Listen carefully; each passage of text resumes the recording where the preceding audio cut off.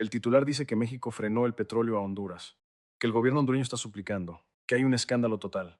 Y tiene razón en una cosa. Hay un escándalo, pero no es el que te están vendiendo. Más de 30 horas revisando reportes energéticos, crisis eléctricas, documentos de política petrolera mexicana y datos sobre el derrame en el Golfo de México llevan a una conclusión que cambia completamente la historia. El verdadero escándalo no es lo que México decidió hacer. Es que Honduras vive tan al límite que cualquier sacudida en el mercado mundial puede dejarla a oscuras. Y nadie está hablando de eso. Para entender por qué este titular asusta tanto, hay que entender primero en qué situación está Honduras. Honduras importa prácticamente todo el combustible que consume, cerca de 49,000 barriles diarios. En 2024 esa factura superó los 2.290 millones de dólares. Un país pequeño pagando un precio enorme por algo que no produce. Y su empresa eléctrica estatal, la ENE, llega a esta crisis con una deuda de 4.500 millones de dólares, al borde del colapso financiero y operativo. Entre 2022 y 2024, Honduras acumuló 32.371 horas sin electricidad, 4 horas de apagón al día en promedio, cada día. En el Valle de Sula, los pequeños negocios pierden más de 10 millones de lempiras diarios cuando se va la luz. Miles de tiendas, talleres y negocios familiares empujados al cierre por una crisis que nadie eligió, pero todos pagan. Y aquí está lo que los titulares no dicen. El principal proveedor de petróleo de Honduras no es México, es Estados Unidos, con el 92% de sus importaciones. Entonces la pregunta real no es si México cerró el grifo. La pregunta real es por qué Honduras vive tan al límite que cualquier sacudida en el mercado mundial puede dejarla a oscuras. Y esa pregunta te afecta, aunque no vivas en Honduras. Porque cuando un país vecino se desestabiliza, la migración sube, la inseguridad crece y la presión cae sobre toda la región. Para entender por qué Honduras está suplicando hoy, hay que ir mucho más atrás que cualquier titular reciente. Porque esta crisis no empezó con México. Empezó hace décadas y se construyó ladrillo a ladrillo con malas decisiones, contratos desastrosos y una deuda que nadie quiso pagar a tiempo. En 1957, Honduras creó la Empresa Nacional de Energía Eléctrica, la ENE, una empresa estatal diseñada para llevar luz a un país que apenas comenzaba a modernizarse. Pero desde el principio, Honduras apostó por la generación térmica, por combustibles fósiles, por importar lo que no podía producir. En 1994, el país pagó el precio de esa apuesta. Apagones de hasta 14 horas diarias, una crisis que paralizó industrias, hogares y servicios básicos durante meses. La respuesta fue contratar más generación privada. Firmar contratos de largo plazo con empresas que pusieron sus condiciones, precios altos, obligaciones de compra garantizada, cláusulas que favorecían al privado y cargaban el costo al Estado. Honduras tapó el hueco de la crisis con contratos que creaban un hueco mayor. Y así, década tras década, la ENE fue acumulando lo que hoy es una bomba de tiempo financiera. A enero de 2024, la deuda de la ENE superaba los 103,000 millones de lempiras, más de 4,000 millones de dólares, solo con generadores privados. La deuda ronda los 500 millones de dólares adicionales. ¿Cómo llegó hasta ahí? Por pérdidas técnicas enormes, por robo de energía y mala facturación que el propio gobierno lleva años, intentando corregir sin resultados rápidos, por subsidios y tarifas congeladas que impidieron recuperar costos reales, y por contratos firmados en condiciones tan favorables para los privados que cada kilovatio generado endeudaba un poco más a la empresa.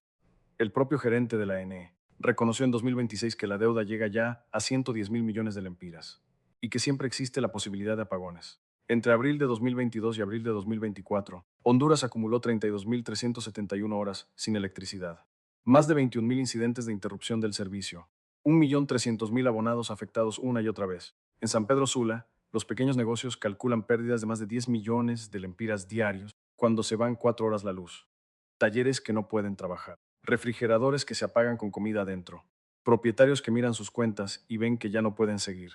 2024 fue calificado como el peor año para la ENE en los últimos 15 años, pero en 2026 la situación es peor todavía, y entonces llegaron dos golpes externos que el sistema ya no podía absorber. El primero, la guerra en Medio Oriente, que disparó el precio internacional del petróleo y encareció cada barril que Honduras necesita importar. El segundo, el derrame de petróleo en el Golfo de México de 2026. Un accidente en instalaciones de Pemex que el gobierno mexicano tardó en reconocer, pero que agravó la tensión sobre la producción y el suministro regional. Un México que de repente tiene que mirar primero hacia adentro, que tiene que blindar sus propios precios, que tiene que revisar márgenes y exportaciones antes de pensar en sus vecinos. Honduras necesita combustible. Y su vecino grande, por primera vez en mucho tiempo, está ocupado con sus propios problemas. No porque haya cerrado el grifo, sino porque cuando el sistema se rompe, cada quien cuida lo suyo primero. Y Honduras lleva décadas sin haber construido nada propio que cuidar. Entonces, ¿qué hizo México exactamente? Porque si el titular dice que frenó el petróleo a Honduras, lo mínimo que podemos hacer es revisar si eso es cierto Y cuando lo revisas, la historia cambia completamente. En 2025, Pemex tomó una decisión que los medios especializados registraron sin demasiado ruido. Recortó un 34.6% sus exportaciones de crudo, el nivel más bajo de ventas externas desde que existen registros. Y Sheinbaum lo confirmó con una frase directa. México dejará de exportar petróleo crudo para destinar toda su producción al consumo interno. No es un castigo a Honduras, no es un decreto contra Centroamérica. Es una empresa estatal que lleva años perdiendo dinero intentando sobrevivir a su propia crisis. Pemex cerró el primer trimestre de 2026 con una pérdida neta de más de 2.600 millones de dólares. Su producción está estancada en 1.6 millones de barriles diarios. Su deuda financiera ronda los 79.000 millones de dólares. Y encima, en 2026, un derrame de crudo en el Golfo de México contamina las costas de Tabasco, Veracruz y Tamaulipas. La empresa tiene que reconocer su responsabilidad. Asumir costos ambientales, legales y reputacionales. México no está cerrando el grifo a Honduras porque quiera castigarla. México está mirando hacia adentro porque su propia empresa petrolera no puede mirar hacia otro lado. Pero hay algo que hace la narrativa viral todavía más difícil de sostener. En diciembre de 2025, un mes antes de que los titulares hablaran de escándalo total, Honduras y México estaban sentados en una cumbre bilateral, acordando exactamente lo contrario de un freno. Acordaban profundizar la cooperación energética, renovar acuerdos entre la Secretaría de Energía hondureña y Pemex, estudiar la ampliación de cooperación para exploración petrolera en territorio hondureño, intercambiar asistencia técnica con CFE y el Instituto Mexicano del Petróleo. El lenguaje de esos comunicados no habla de castigo, habla de profundizar y continuar. Mientras el thumbnail gritaba escándalo total, los cancilleres firmaban acuerdos de cooperación.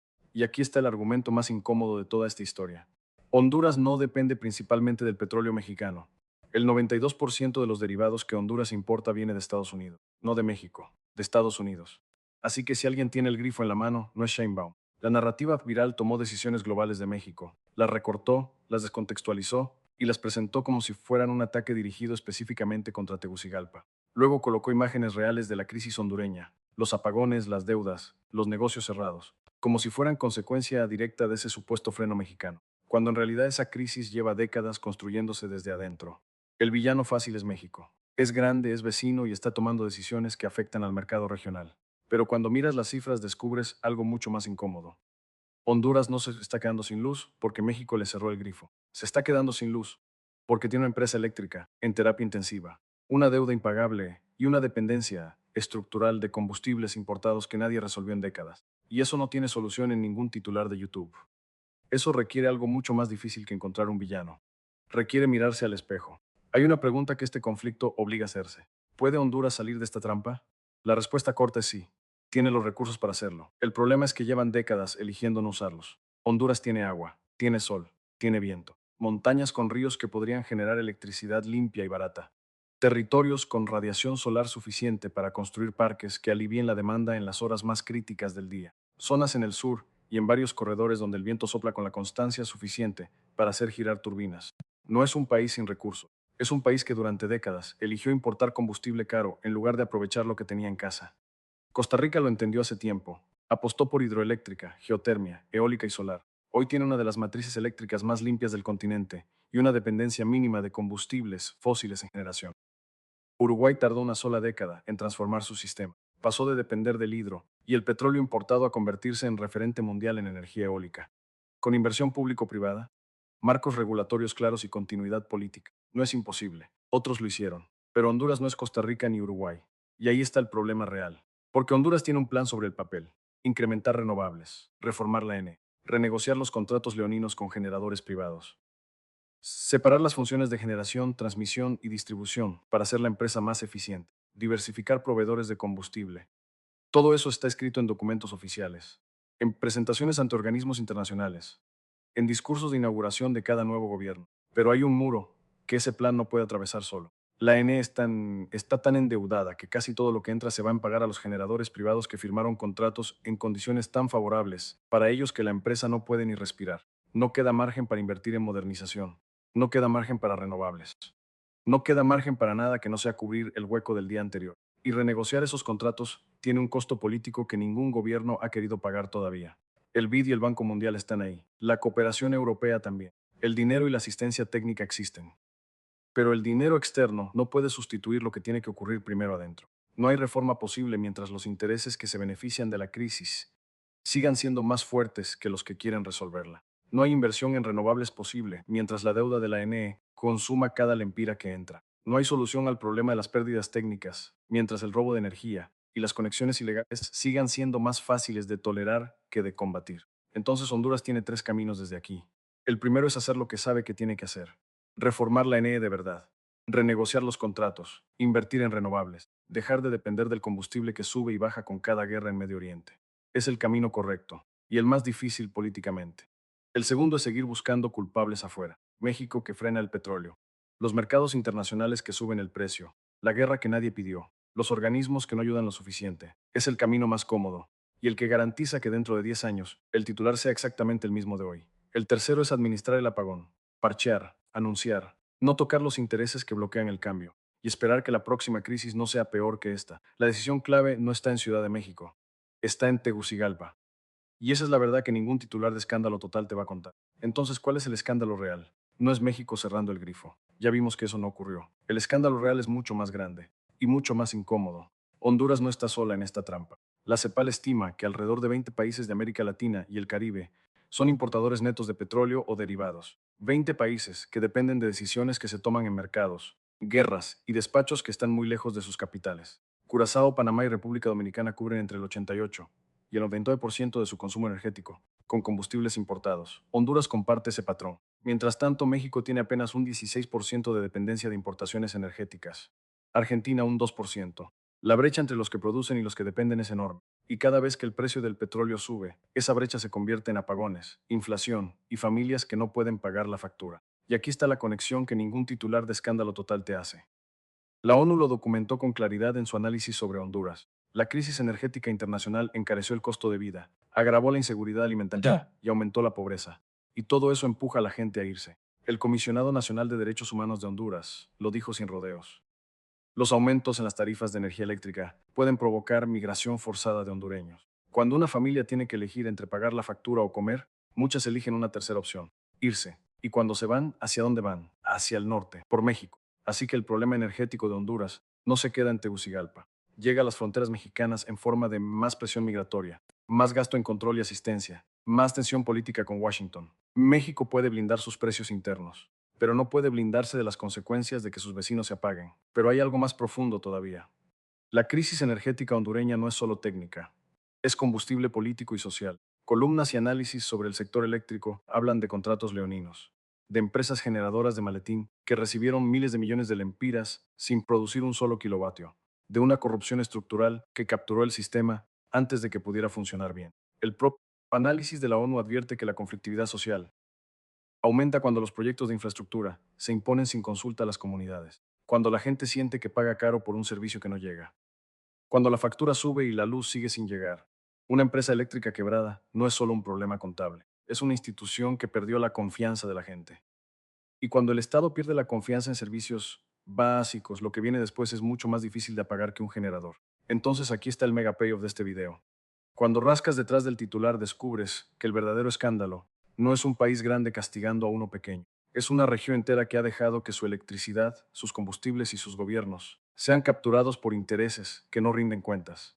México se está blindando porque también es vulnerable. Pemex pierde miles de millones, el Golfo se derrama y el mercado global no espera a nadie. Honduras está pagando, porque durante décadas eligió contratos malos sobre renovables propias, deuda sobre reforma y anuncios sobre decisiones difíciles. Y los dos países comparten algo que ninguno quiere admitir en voz alta. Que en un mundo donde el petróleo lo controlan otros, la única seguridad energética real es la que se construye en casa, con agua, con sol, con viento, con lo que ya tienes y no has usado. La próxima vez que veas un titular de escándalo total sobre petróleo y apagones, hay una sola pregunta que vale la pena hacerse. ¿A quién vas a señalar primero? ¿Al vecino grande que se protegió? ¿O a las décadas de decisiones que hicieron a tu país tan dependiente que cualquier chispazo afuera puede apagarlo por dentro? La crisis de Honduras mostró algo que va mucho más allá del petróleo. Mostró que América Latina, quien controla la energía, controla el destino de países enteros. Y mientras Honduras buscas cómo salir de esa trampa, hay algo que este video no te contó todavía. Que México acaba de decidir que tampoco quiere seguir dependiendo de un solo socio para su propia seguridad energética y económica. Y el socio que eligió para cambiar esos no es europeo, no es latinoamericano, es China. Y esa decisión podría redefinir quién manda realmente en esta región durante las próximas décadas. Eso es exactamente lo que analizamos en el siguiente video.